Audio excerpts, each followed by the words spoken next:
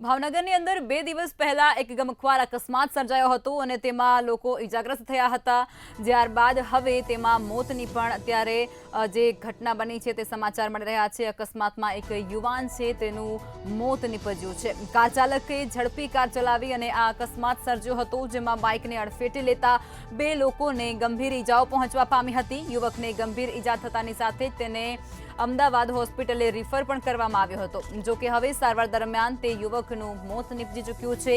ઘટનાને પગલે પોલીસ મથકે ફરિયાદ પણ દાખલ કરવામાં આવી છે અને આ અકસ્માતની જે ઘટના છે તે સમયે દારૂની બોટલ પણ મળી આવી છે, જેને લઈ અને ગંભીર મુદ્દાઓ છે, અહીં સવાલો છે તે પણ ક્યાંક ઉઠવા પામી રહ્યા છે। જો કે પોલીસે આ સમગ્ર મુદ્દે આગળની તપાસ હાથ ધરી છે।